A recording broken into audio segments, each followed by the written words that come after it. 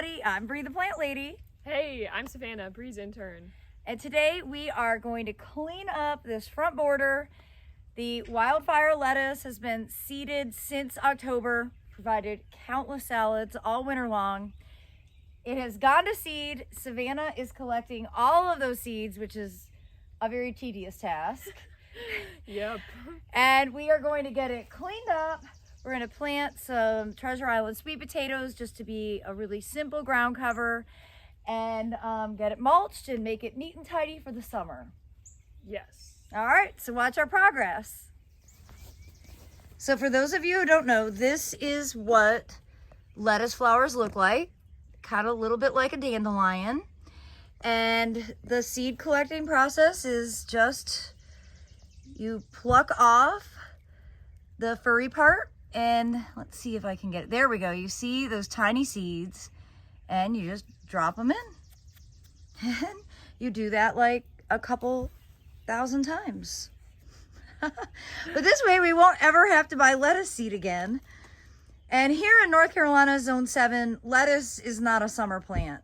So this will get re-sown in the fall when the temperatures are cooler, the days are starting to get shorter. And of course, today is solstice. So you're collecting this lettuce seed on the longest day of the year. Oh my gosh, I feel special.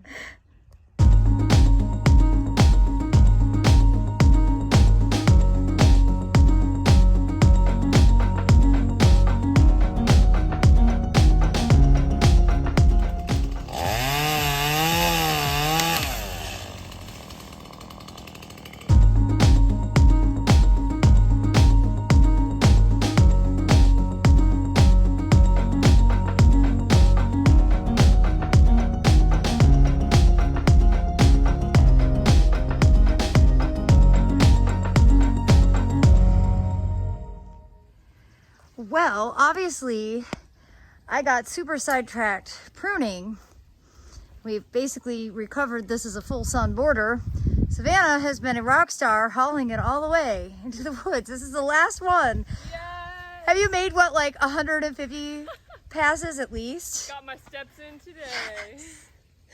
So you can see, I was actually this morning thinking, well, maybe I'll put some hydrangeas in here.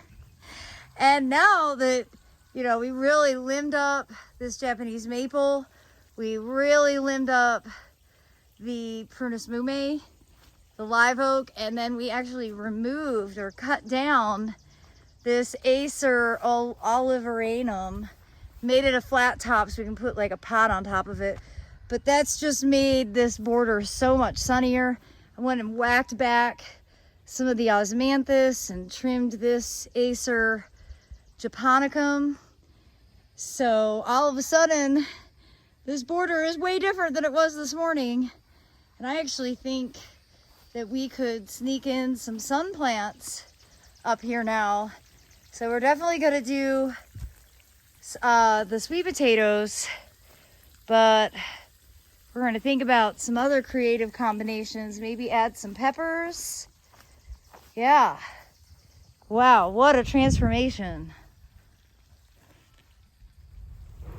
All right, now that we've got all of these trees limbed up, we have cleaned up the edge of all that beautiful wildfire lettuce. It's time to sow some more seeds. And today I am going to sow two varieties of zinnia. Queen Lime Red, which is an absolutely exquisite variety, and Zinnia Envy. This is a nice bright green. And basically what I've done is I've just come through with the hard rake and I've sort of raked over this bed. I'm now just going to scatter these seeds all over the place. So then I can mulch on top, and then my final step will be to put in a couple of sweet potato plugs and some sweet peppers. Again, planted just along the edge so they'll be easy to access. The sweet potatoes will be a beautiful purple ground cover, and as long as I can keep the deer and rabbits from eating it, we'll be able to have delicious sweet potatoes to harvest in the fall.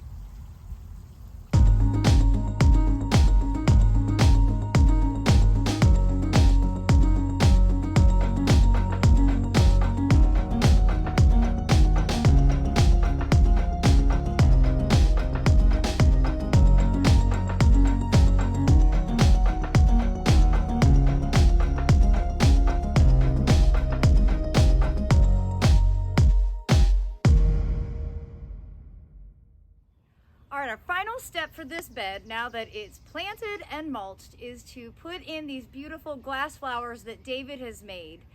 And these were in the foundation bed where we planted all the sunflowers, and we're just moving them over here to give this bed a little extra oomph. And basically what we're doing is just getting the stems cleaned out so that we can put them on rebar so that they are really secure when we put them into the ground. And we're just going to kind of fill this whole area up. We have about 7 or 8, and I think it'll be a really high impact to make this section of our foundation landscape really special.